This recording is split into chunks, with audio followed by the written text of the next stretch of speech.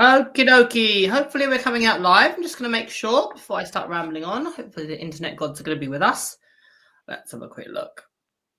Let's have a quick look here. Are we coming out live? Hopefully we are. Always takes a minute to catch up. There we go. Excellent, excellent, excellent. Okay, we're coming out live. So welcome.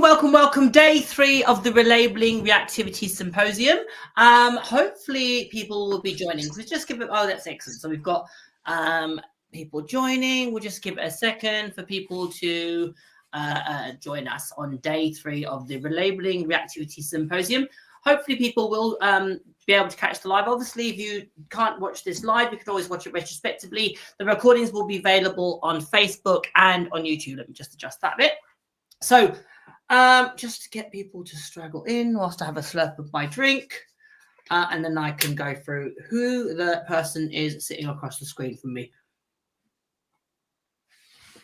Okie dokie, all good. All right, excellent. Okie dokie. So welcome to day 3 of the Relabelling Reactivity Symposium.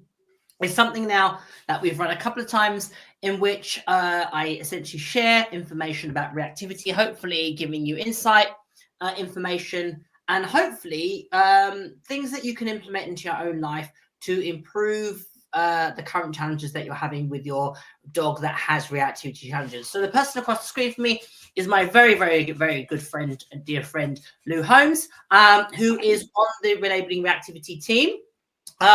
And comes from a very unique background and a very unique perspective in that Lou's background is in training dogs for nose work, specifically lowland search and rescue, which I'm sure she's going to tell us a little bit more about. But more importantly, she's been an owner of a dog with inverted commas reactivity challenges, which again she can share that story with. I've talked about that story before as a testament to Lou's dedication and what is possible when you have a dog that has been through a really traumatic incident. So first and foremost, how are you doing today, Lou? Yeah, good, thank you. Hope you're all right. Yep, all good here. All good. Just swimming your dogs in loving up the sun. Yep, not today, but I have been the last few days in the water with them. Yeah. Excellent. So without further ado, Lou, I'll let you sort of give a little bit of insight into your background and specifically what part of the Relabelling Reactivity team that you contribute with or to. So I'll let you do your own introduction. Great. So yeah, hi everybody. I'm Lou. I've had input into the Relabelling Reactivity content for Kamal from a scent work point of view for excellent thing to do with all dogs, but really can be really helpful and useful with dogs with reactivity challenges. So we've got different things, different content in there. We've got some nose work, scent work type activities and exercises, some tracking, man trailing type things, and some different scent discrimination exercises and things for people to do with their dogs. So my background, as Kamal said, is with I have dogs that are operational search and rescue dogs for lowland rescue. So I've had 6 qualified air scenting dogs and a qualified ground scenting dog. Prior to, and I work obviously, I'm chair of the team currently in Berkshire, but I'm a national assessor for lowland rescue for the dogs side of things. I was involved in the first trials way back longer than I like to admit I've been alive for, with the first studies for dogs for detecting cancer, with one of my dogs, Brock, when I was working at Hearing Dogs, and it was Hearing Dogs team that were approached to run a pilot study into that. And when I was very little, and I used to live in Lancashire, I grew up in Lancashire, and I used to go out and hide from my neighbour was involved in mountain rescue with his dogs, and I used to go out and hide for him with his dogs because I wasn't allowed a dog till I was a little bit older, and then obviously I was still a child, so I couldn't train that for search and rescue. But I, learned a lot from him and from hiding for his dogs and watching him work with his dogs and things. Yeah, and obviously you're, as you mentioned, you're an active participant of the Berkshire Lowland Search and Rescue team. So Lowland Search and Rescue differs from the Highland stuff. It's stuff done in urban areas primarily. So part of what Lou will regularly do with her dogs is train in urban environments and suburban environments. So in town centres, one of her dogs, Hush, who I bred, is somewhat of a scenting savant, bless him, in that he will, trail for several hours, miles and miles and miles of trail through different terrains, through, wooded areas into, a town centre to locate a person after Lou has specifically given him a scent, quite a unique skill. So Lou, I brought Lou on not only because Lou is a really, really close friend. She's obviously massively experienced in the world of scent work and specifically for quite a broad spectrum of scent work, as you've heard. So, and as you mentioned, she sort of inadvertently gave away as well that she has a background, obviously, with working with hearing dogs for the deaf and also puppy walking for the police. So really, really experienced. And that was a really important part. I wanted people that came into the Relabelling Reactivity community to have somebody that they could trust and that knew their stuff and had been there and done it in a practical sense. So, but a massive part of why I obviously asked Lou was because of her experience with one of her dogs called Chip, who was a dog that had a very unfortunate instance when he was very young. And I've shared this story prior on the previous Relabelling Reactivity Symposiums, but I'll obviously get Lou to elaborate on what actually happened to Chip and how using nose work and specifically search work really, really was a catapult for so many confidence building and really expanding his world. So just tell people a little bit about Chip, Lou. Yeah, so Chip was a dog I owned a while ago who's sadly passed away a number of years ago now, but he came to me as I got him as a puppy. He was a repeat mating of Brock, the dog that I talked about that was involved in the cancer detection trials. He was a 3/4 collie, 1/4 Aussie cross, and he came to me as a puppy, picked him up all like lovingly and ready to go off and, great ambitions of doing dog sports and obedience and search and rescue and things with him. And one of the very first times I took him out somewhere in public, he was probably like 10 weeks old, 10, 11 weeks old.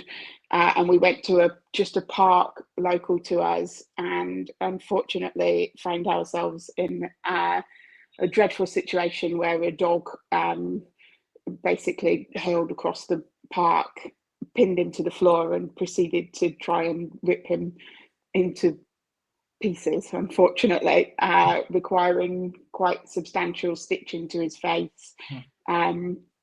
Lots of problems and things with bite marks, and obviously deeper than that, the mental effect that had on him. Not physically, he healed really well, and got to the vet very quickly. It was fine from that point of view. It was a young, obviously puppy, healthy. So physically, he the scars healed much quicker than the scars that were left for him and for the other dogs and for me mentally.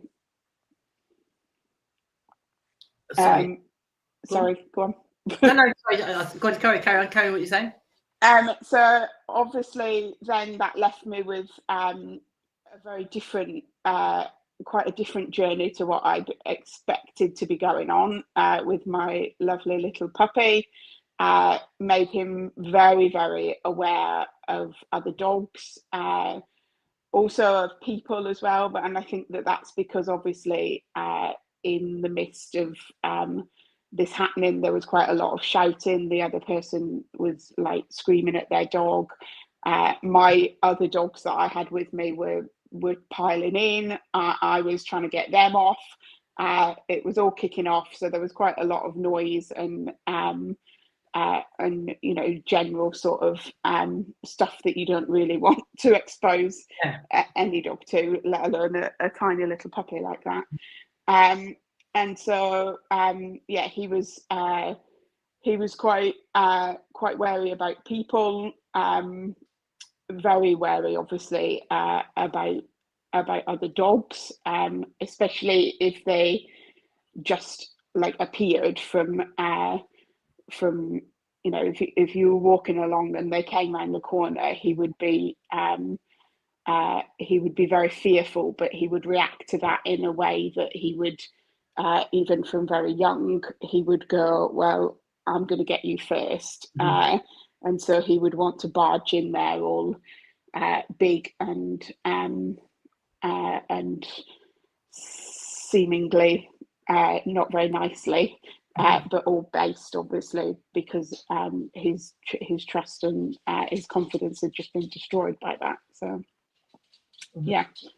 So obviously that was, you know, a massively traumatic experience for both you and for Chip. And the obvious thing, or I suppose the obvious thing that most people may have done was to just withdraw the dog from, you know, experiences that they could potentially be at jeopardy, and certainly, you know, protect them at all costs, and essentially avoid any situations where the dog could be further traumatized. And whilst that's definitely an option in the early stages of your dog gaining its confidence back, that definitely wasn't a long-term option that you followed. So, you know, what was the next thing what was the turning point, and what was the sort of catalyst? Because obviously you trained dogs for search and rescue before, or loan and search and rescue before, prior. So, and you got Chip with that intention to follow in Brock's shadow, so to speak, but he was a very different personality. So what made you sort of think, okay, you know, as opposed to saying, do you know what, he can just be a pet dog, you know, I will, you know, avoid any situations, you know, put him on a muzzle, you know, avoid other dogs. What made you think differently? What made you want to, you know, move forward and help him move forward? Yeah, so obviously that's not a situation that anybody wants to find themselves in. And I was fairly confident that I could, you know, he was young. I was hopeful that I could help him get through it, but I knew that I also needed to not avoid doing that for too long, because obviously the longer I let him rehearse those behaviours, the deeper ingrained they could become, and obviously I didn't want him to get into another situation.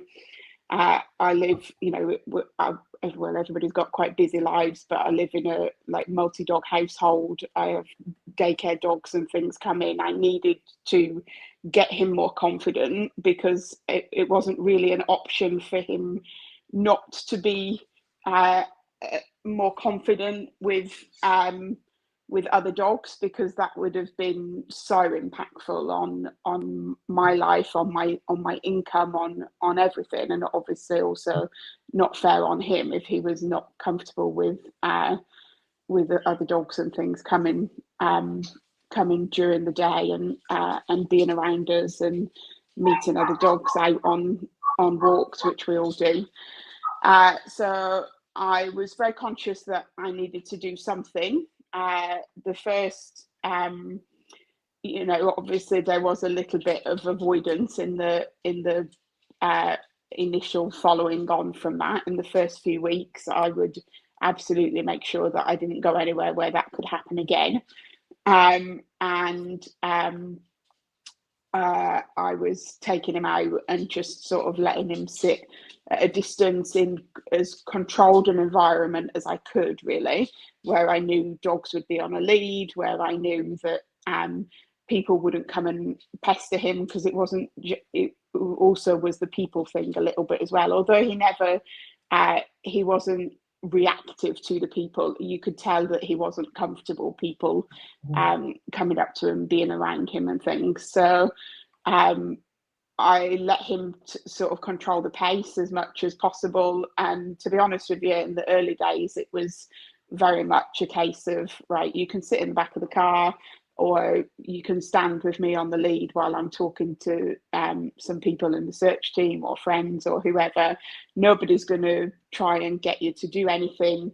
And we let him sort of dictate the speed of that a little bit.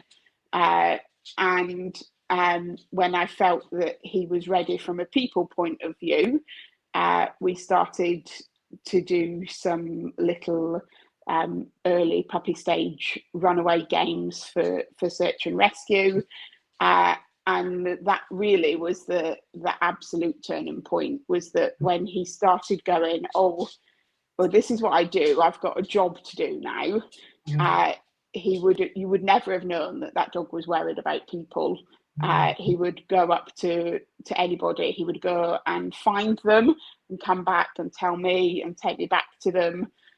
He would play with them to be rewarded. He didn't want them like reaching out and touching him. Cuddles and things were never really his thing. And whether that's because of what happened with the dog or not is impossible to say, really, because obviously we didn't know what he was like prior to that, because we'd only had him a few days. But that was fine. He loved his ball and he loved the game of going and finding the people. And sure enough, it was that also when he had that jacket on and he was doing his job, he didn't notice other dogs either. It was almost like he was wearing blinkers, and dogs could literally appear from anywhere and go past him, and there would be absolutely zero reaction. It was like they weren't there, like they were invisible to him. They could literally come up and like be following him as he was searching, and there would be no reaction at all to that whilst he was engaged and doing his job. And over time that transferred to that whilst he wasn't doing his job, he also then was much better with the other dogs, and actually ended up or became one of the dogs that I literally would mix with anybody, and I could use him for stooge dog work. And I know that he's like done stuff with dogs that you've had and trained, and you would never know that there'd been any problems early on. He turned into an amazing dog. I mean, it's a super boy.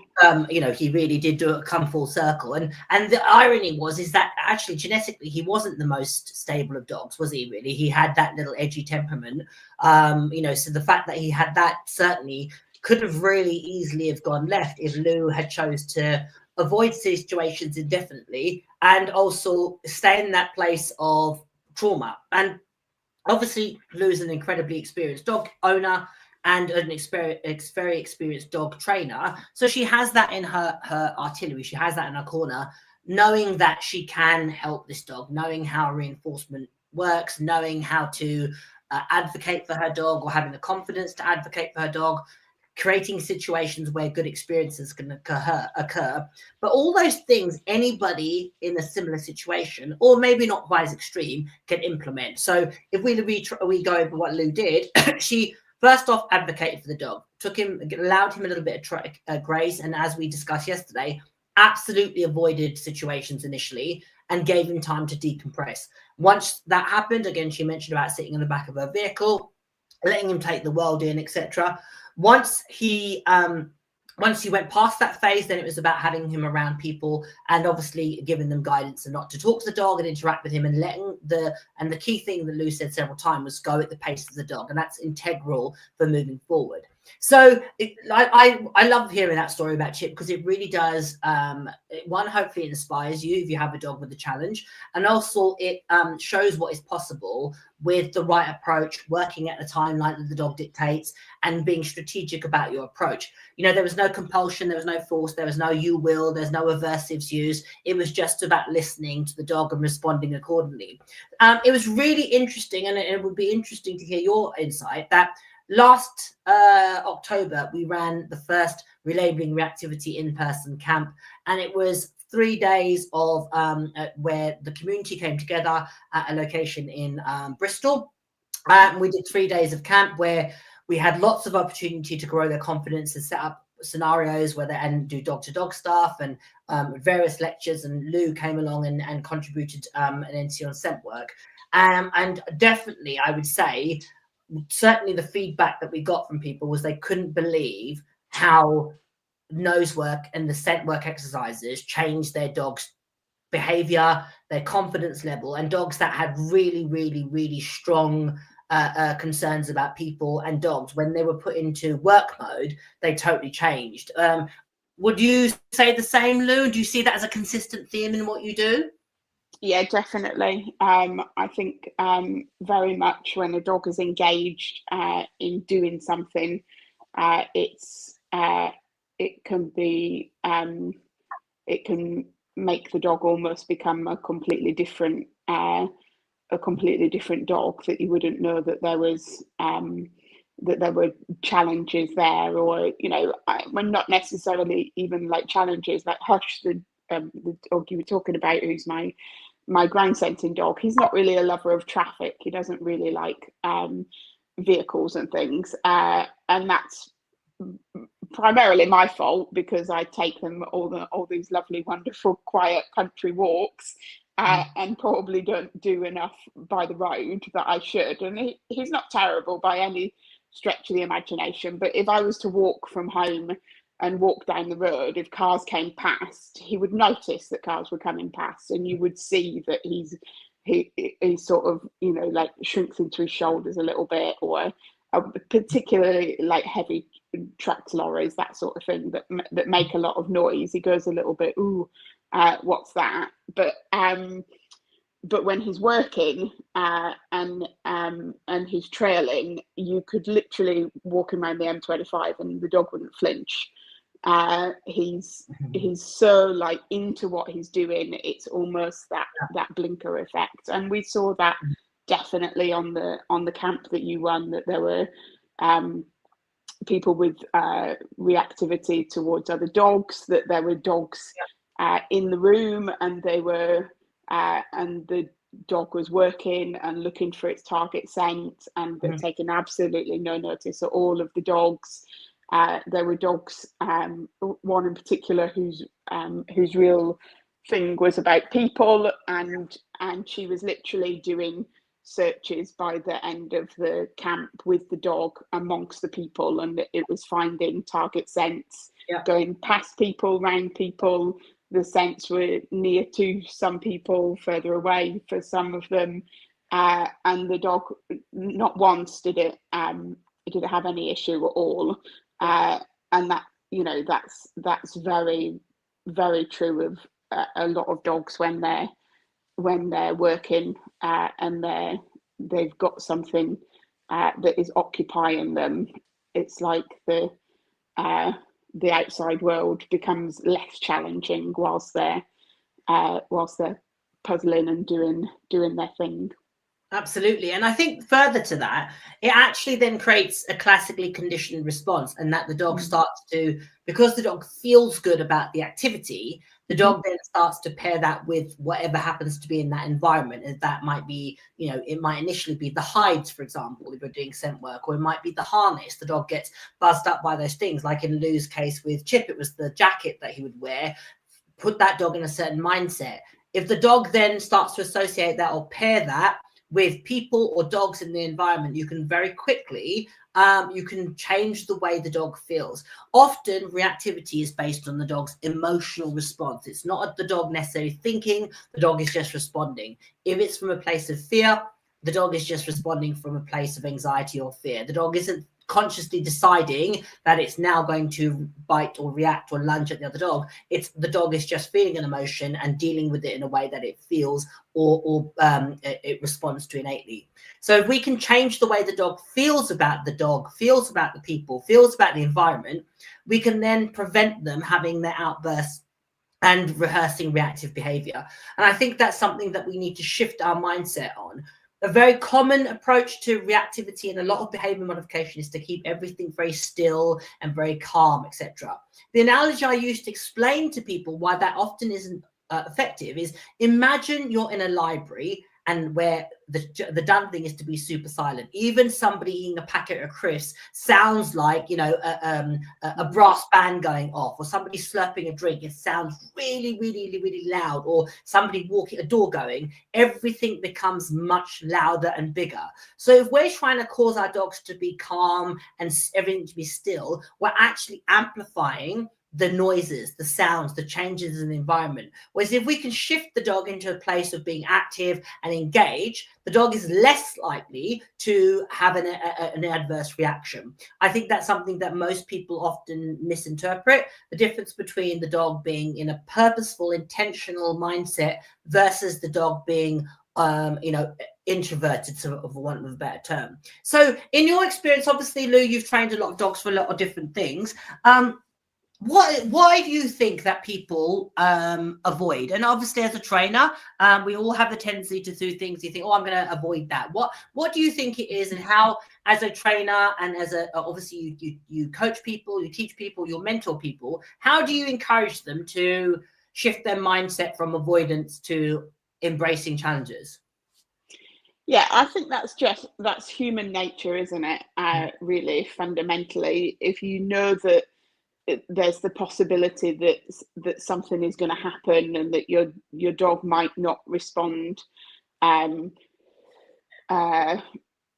how you would want them to in a situation, or the dog barks at somebody and somebody gets upset about that, you then would avoid putting yourself in that situation because it's not comfortable. It's not nice. Nobody wants to sort of be yelled at by people, or your dog's not under control, or and people are mean, aren't they, in what they say. Nobody sort of thinks, oh, well, maybe they're trying to help the dog, or they're doing things. People can be very in their own little worlds, and they respond reactively themselves about what's going on. And so then that becomes that vicious cycle of I don't want somebody to like have a go at me. I don't want the dog practicing that. I think people often feel that they're a little bit they're not quite sure what to do in a situation. They're worried about making it worse because they don't respond how the textbook or a trainer or somebody or teacher might tell them, oh, well, you should have done this, or in this situation do this. In the moment, it's very difficult to remember that, isn't it? And to remember everything. And we all make mistakes. We all you and I do as well. That there's it's not just that a lack of experience thing. Experienced people can make mistakes, or not perhaps react in the best way in that moment.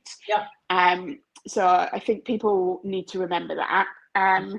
I would always encourage people to just take little tiny steps. It doesn't matter if you're sort of leaping forward at a rate of knots, but that's like anything in life, isn't it? It will go, oh, something's going really well, really well, really well, really well, and then oh damn, it's like a sudden drop, and you feel like you've gone back 1,000 steps, not just one step.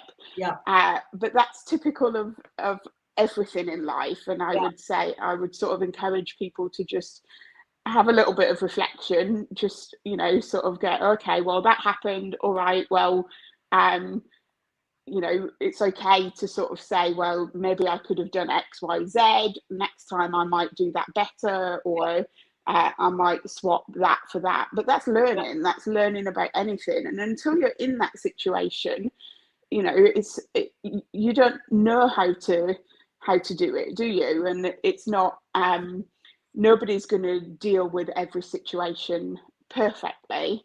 And I think people give themselves a much harder time than they need to. And you know, it's scary and it's uncomfortable. And I sort of would say, rather than thinking about what you want it to look like right at the end, just go, right, you know what?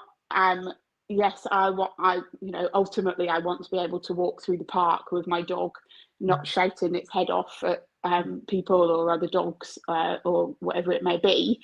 But that's not going to happen today. That's not going to happen overnight. So today I'm going to sit in the car park in my car with my dog. We don't even need to get out. Can we do that first? And just do it like little step by little step by little step, and accept that at every step, you know, there will be times when it goes, great, I've done that step, and you might take 3 or 4 of the little tiny steps, and then you go backwards and you sort of feel like, oh, I'm right back here. But what it's important to remember, I think, in those times is that you've already done those next 3 steps once before, and it's always the most difficult the first time. So try and remember that, or next time it won't be as difficult, and then you'll get like the next step on, and then so you are going forwards. But I certainly, the people I work with, I always try and encourage them to sort of,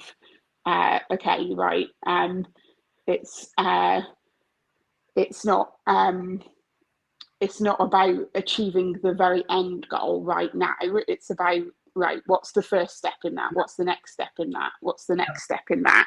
And there are times that you can push that on a little bit more. It may be that if you're, you know, that if you're, a lot of people feel more confident when they're maybe with their instructor, or if they're getting some help with somebody, that you can say, all right, well, I'm confident that we've set up the environment so we can push through 3 steps today. We can sort of go a little bit further than you might be comfortable doing on your own. But the really good thing about the community and the Relabelling Reactivity community is that it is just that. It is a community. And one of the things that I really, really love about it is, you know, when people come on and they put that, you know, oh, well, this happened today and I did this, and I think that, you know, this was good, maybe this could be better, and everybody sort of rallies around and says, oh, that's great. And there's this kind of feel that that creates this sort of lift and gives you that confidence to go, okay, well, actually, you know, I do feel able to, all right, well, I'm going to try another step, and to whatever your ultimate end goal may be. But yeah, I would say take it easy on yourselves. It's not, no learning is linear, is it? It's always up and down, and sometimes it feels like it's down. But if you actually charted it, you'd find that there probably is more up than there is down. Definitely. The thing that I would add to that would be, in my 30 plus years of training dogs, and probably thousands and thousands of dogs I've trained and worked with from various backgrounds, walks of life, breeds, etc., there is a common, consistent pattern that emerges and happens with every single dog training challenge, whether it's a dog that wants to go to the World Championships in a dog sport or get to crafts, or a dog that you just want to walk down the high street and have a better life with. And that is the misconception that progression is going to be in one direct straight line.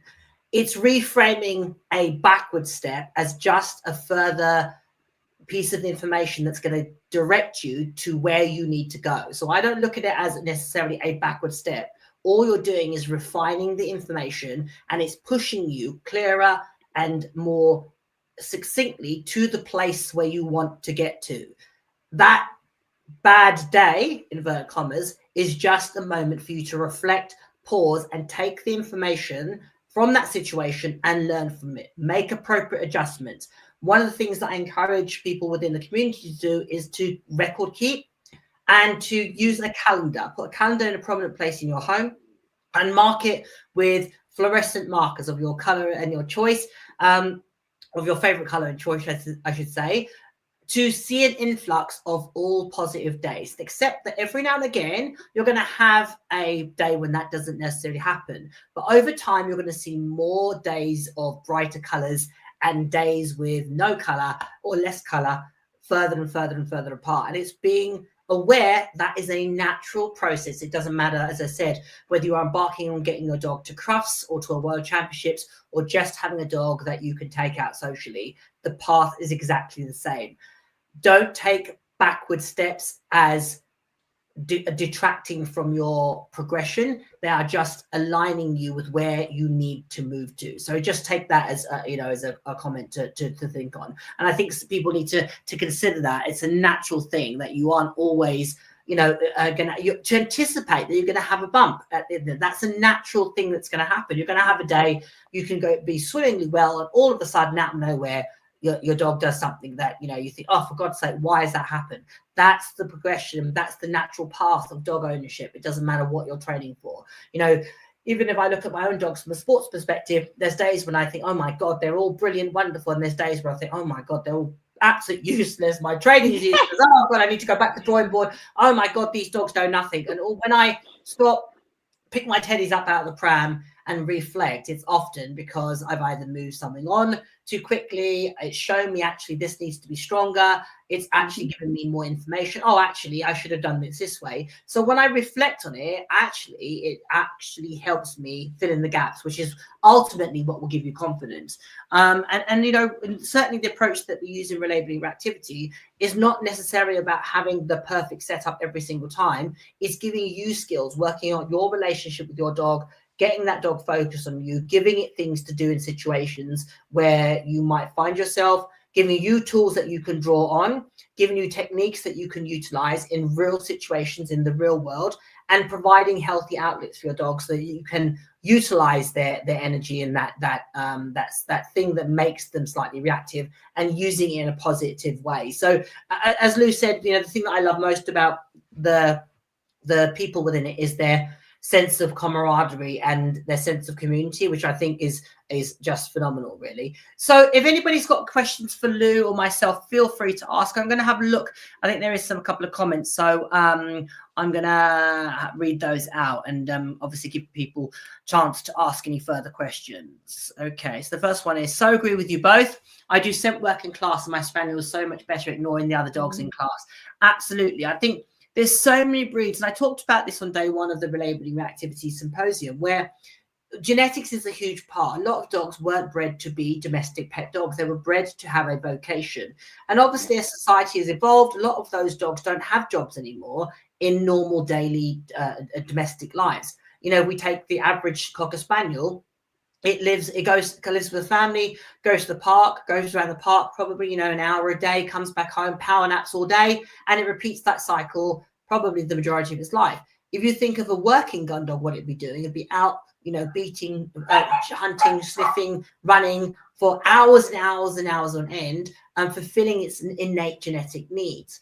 When we don't provide a substitute, when we don't provide a healthy outlet for those traits that dog has been specifically selected to exhibit in abundance, that is when they can either display behavioral challenges, become anxious, become frustrated, and therefore the devil makes work for idle hands, and that's when it can often be redirected in an inappropriate manner. So scent work for me, irrespective of the breed, scent work is an absolute game changer. I would say more than a lot of other sports, simply because it's not a sport that necessarily raises the dog's adrenaline per se.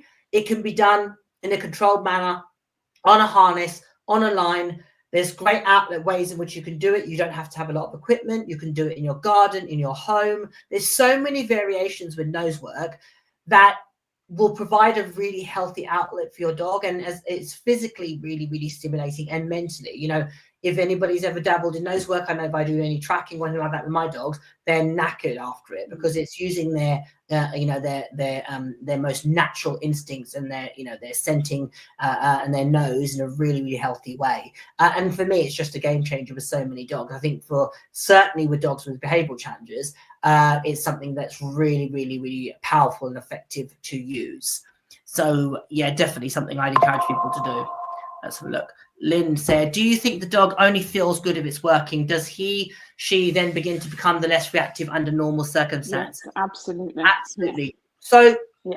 My take on that is initially what it does is if we look at the science, we try and explain that way, you're classically conditioning the dog's emotion. You're causing them to feel good in an environment where you can then add those triggers into. So for example, if we look at Chip was initially conditioned to love the game of finding people. That was done, obviously, that was done very, very cautiously, where he had something he really wanted and valued, the ball, that was paired with a human. That in itself is going to help him build confidence. He's now going to associate people with something that he really, really wants.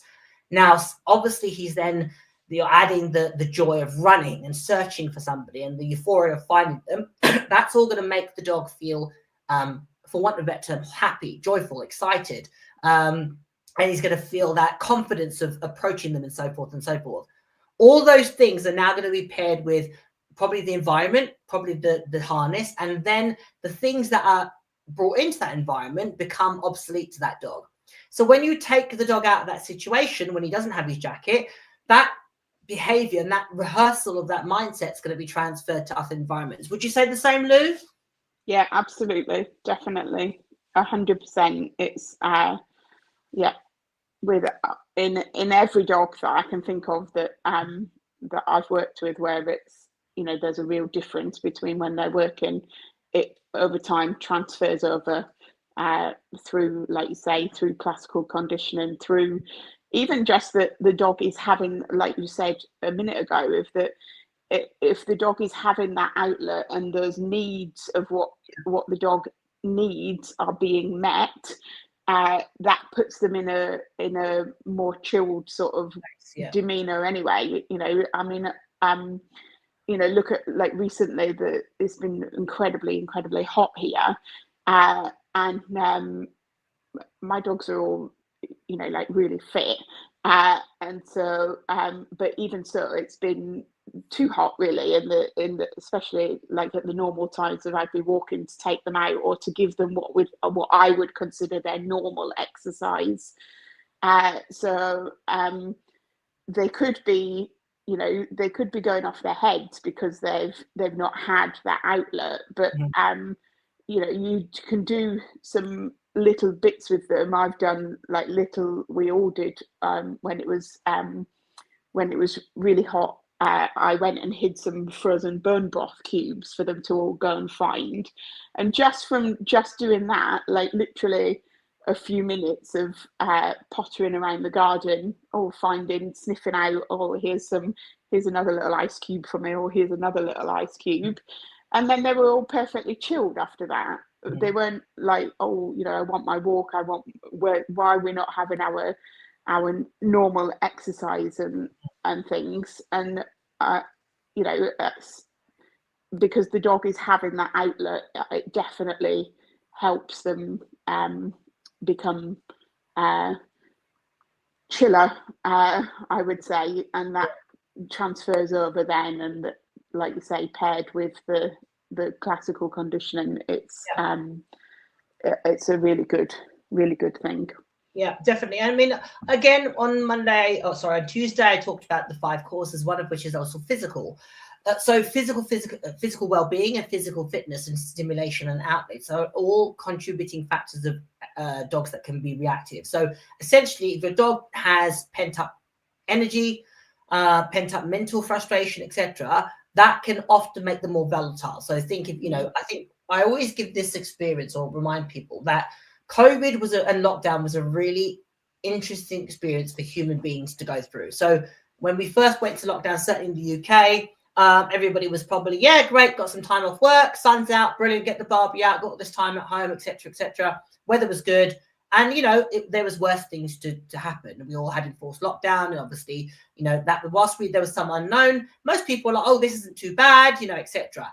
As it went on, when we couldn't do the things that we would normally, we couldn't go and meet our friends, we couldn't train, we couldn't, you know, go down the pub, if that's your thing, you couldn't go to the gym. That's when you saw people start to get a little bit more antsy and frustrated, and start to have impact on their mental health. And if we think logically, that's essentially what a lot of dogs experience on a daily basis, i.e., same four walls, go out once a day, come back home, sit around all day, twiddling their thumbs.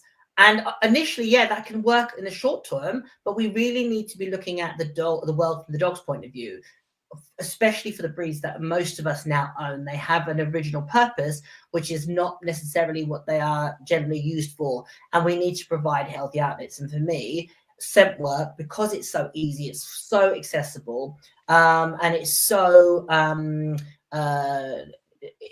easy to do for anybody, irrespective of the age, the breed, etc. And it's accessible. So definitely for me, nose work is a game changer.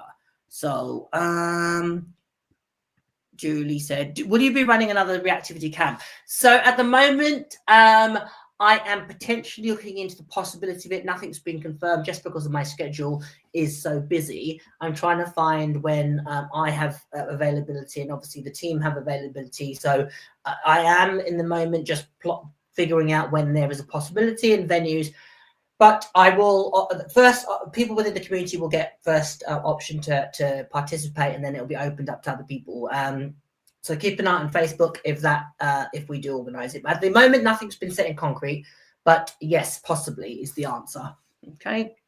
Okay. I really enjoy man training with my easygoing dog. I'd love to feel brave enough to book with my sensitive girl. So Lynn, have a go. You can start off with just, you know, using friends and family members. Start off with, if it's not man training, there's lots of other alternatives that you can use. You can, you know, just scent work in your garden, in your home, finding things around your house. That's a great way to put it in, to put some foundation in, and then you can transfer it onto other pictures, and it just gives you the confidence. But you know what, have a go. Why not just have a go at it? All right, definitely. Julie said, we know Dusty is far better when she has something to do, i.e. agility, hence we work so much on the grey space time, arriving or leaving, putting the lead on. Yeah, absolutely. Obviously you've worked incredibly hard with Dusty to improve her confidence, and bearing the fruit of it, and definitely giving the dog a vocation is key. So Lassie Talks said, do you think chucking a ball repeatedly can increase the incidence of activity as their arousal is really up? Something I'm thinking about with a working cocker, I'm working with. So ball, chuck it. I don't know if there's specific, obviously that creates a lot of adrenaline. And there is a train of thought that it causes the dog to go into the predatory sequence chasing. I would say it's uncharted waters. I wouldn't say it necessarily creates reactivity, but what it certainly does is it builds a lot of motivation for movement. So if the dog is then on a lead and it sees something moving in front of it, if you've not added cues or distinct words to say to the dog that when they can and can't chase the moving thing, that can often be when a reactivity occurs. So all my dogs would, whilst I don't do chuck it with my dogs, all my dogs would happily chase a ball relentlessly if given half a chance. But they understand the distinction of when that's acceptable and when I want them to chase something that I've thrown for them, and when they're required to ignore it and focus on me, and it's actually a distraction. So it can work for me and against me. And I'd say that's part and parcel of the relationship that I have, and obviously what we cultivate within Relabelling activity. So I wouldn't say that the ball throwing specifically would create it, but I would say it's more if you're almost awakening the dog's desire to chase fast moving things without any prerequisites, which is often what people do. You know, when I go to the park where I most frequently train, you'll see people get out the car with their chuck it stick, stay at one end and just lob this chuck it stick, you know, relentlessly whilst I train my dogs, etc. Then once the dog's done, I don't know, 20 or 30 repetitions, ball goes away, get the dog back in the car and off they go, which there's so many things I would see problematic with that, you know, the dog's physical damage, but also exactly as you've said. So, but yeah, I definitely think it's something that people need to be mindful of.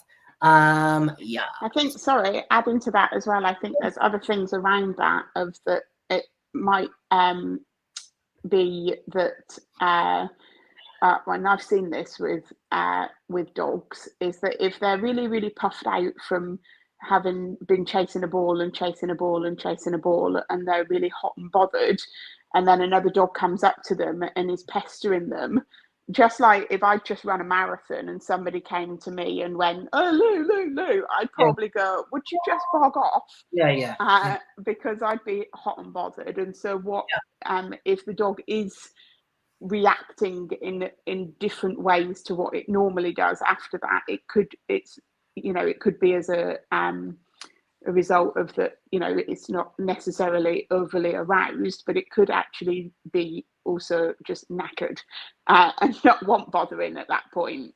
Equally, if they're people are poking and prodding it about when it's been, I don't know what the reactivity that it's shown could be, but it could be that as well, rather than just being that like high chase pro drive type thing. Yeah, absolutely. I think there's a lot of misunderstandings. Again, I've talked about this in other lives about the difference between drive and arousal. And if we're cultivating arousal in our dogs, then that's problematic, because arousal is a bit like a squash ball in a squash court where it's pinging around without any purpose. Drive has an intention, it has a direction. I'd say that is often where people fall foul to misunderstanding the two things. You see that in a lot of sports. A big issue in agility is dogs that are over aroused versus dogs that are in drive. For me, the picture of a really, really good a dog is to be hanging out. I'm not expecting them to show no interest, but not certainly baying like a wolf and salivating and etc. at the prospect of running agility. They should show a level of self-control until they're given the chance to do the job as asked. And I think that's something that needs to be a real shift in our thinking and understanding. So Debbie Skinner said, I find my spaniel's arousal goes up during scent work and takes quite a while to get arousal down. But as Lou said, all the other dogs in class are wiped out afterwards. I found doing some scent work when I get home helps, but wonder if it's just becoming expected from him. Any thoughts? Any thoughts on that one, Lou? Yeah. So again, I would look at, is that arousal or is that drive? Which is it? What is the dog doing that's when you get home that's making you think, oh, the dog's over aroused, whereas the others are asleep? I would also look at things like how you're rewarding the dog. Scent work is actually really quite self-rewarding for a dog to do. They're doing it all the time anyway, whether we want them to or not. When they're out on a walk, they'll be sniffing things. They're using that scent and that information. And I don't know any dog that doesn't ever sniff at some points. Some are obviously more likely to naturally sniff. But that is self-rewarding. That is giving the dog quite a lot of information and things. When you're then channeling that into doing scent work with your dog, if the dog is finding it is target scent, for example, in your class, and then you're having a massive party with a ball and getting the dog really overstimulated through how it's being rewarded, that could be what's causing some of the problems. And I'm not saying don't reward the dog. That's certainly not what I'm saying. But I would maybe have a little look holistically around that. Is it the scent work that's causing it, or is it how you're rewarding the dog that's potentially causing that? It's quite easy to sort of say, oh, the dog loves it so much that then it finds it quite hard to settle afterwards, and whereas other dogs it knocks out. But that could well be that it's a reward thing rather than actually doing the scent work. Yeah, definitely. And I'd say, definitely. So just to further to that, definitely there's, when you're looking at, let's say scent work as a whole, there's obviously as many different approaches as there are dog trainers. If we look at certain breeds, yes, you absolutely need to use something like a tug game to motivate them. A lot of the gun dogs, they find that, as Lou said, the behavior in itself self-reinforcing. So if the dog's gone out and done a search and they found the thing, often it's just find the thing, carrying it, and letting them parade around is the reinforcement enough. They don't need the adrenaline of a really highly arousing game. So think about your reward strategies. The other thing is being clear about your starting and your stopping. Lou and myself, we teach our dogs a distinct start and stop cue, and that's applicable to the various things that they do. So if Lou is to get her harness out, one dog that she has in particular almost goes deadly silent, and almost very, very still and very stoic, knowing that what's about to happen. So that the prompt for that particular dog, or for Lou's dogs, is the harnesses itself. Other situations, I would use a distinct word that told the dog, right, we're about to play the game. And then also when the game's finished, so there isn't any spilling over into other areas of my life. So, for example, with my dogs that I do bite work with, I have a cue that says to them, we're going to do the bite game. And that's the cue is bandits. So if I say to them, we're going to play bandits, they understand that they're going to be interacting with the second person, they're going to be doing tugging, etc. So if I say to them, that'll do, that means the game is now stopped. And even if I have that equipment in mind around my person, or if we're moving it around, or whatever the case may be, my dogs would show little interest, because they would understand that that opportunity has now stopped. They're not playing that game anymore. So that also creates clarity and not causes them to be all frenzied and bubbled up after the training. So also look at that, making sure you've got a distinct starting and a distinct stopping. For dogs that want to play the game, is actually the stopping that's probably the harder part of it. So just some thoughts there on that.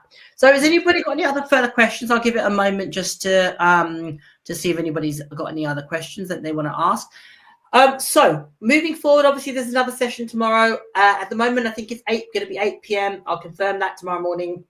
8 p.m. tomorrow, another day of Relabelling Reactivities, the Relabelling Reactivity Symposium. If you have any questions from anything that's been covered, just tag me in a post and post the questions. Obviously, same, you can, if you have any questions about scent work, anything that Lou's discussed today, by all means, pop that in. If you pick this up retrospectively, feel free to share this wherever you feel that people are going to benefit. We want to hopefully enlighten people, give them information.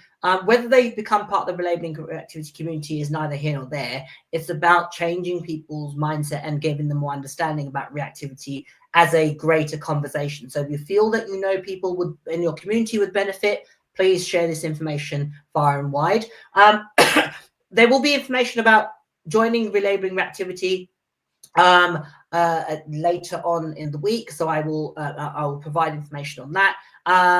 And obviously, if you want to join, I will be giving a little bit more insight and a little bit of a tour of the community, etc., and the course. So hopefully, as I said, have a think about it, and I'll give you more information about that later in the week. So Jennifer asked, how do you teach a stop and start cue? So depending on the activity that you're training, so if, for example, I actually teach to stop first. I'm sorry, I'm just jumping ahead of myself there. I actually teach my dogs to stop first, and the stop is actually permission to engage with the environment. So when I have a young dog, I would say to them, that'll do, and I let them off into an area that's enticing for them, woods, etc., and they go off and go sniffing and being a dog effectively. Lou's cue is be a dog, and she signals with her hands as well. So it gives them permission to engage with the environment. So that's easier for them to understand. So simultaneously to that, I'm also teaching them a distinct engagement cue. For me, my word is ready, steady, which means we're about to play fun games. And initially, I say the word, and very, very quickly afterwards, I start to interact with them.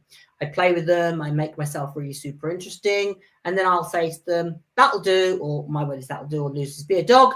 And then I let them wander off and do their own thing. And I put my training and I stop my training. That consistency, that's a nutshell in a nutshell, will help you create that understanding. Now, I believe I also am on the faculty of the Fenzi Dog Sport Academy, FDSA. I do a webinar on teaching a switch off and switch on and switch off cue. which I believe is you can buy on demand. I'm pretty sure there's a lecture, and I think it's still purchasable. So have a look at that. Hopefully that will help you. All right. Other than that, thank you very much for your questions. Really, really great. Obviously, thank you, Lou, for her time, her knowledge, and her experience. Hopefully, you find it interesting to hear somebody that has been in the trenches with a dog that's had challenges and overcome them, and not only overcome them, but rose and succeeded with dealing with a dog with a really extreme experience, which hopefully none of you ever have to endure, and show you and to give you an example of what is possible. All right, everybody, have a great evening, whatever you're doing. Take care. All the best. Thank you. Bye-bye.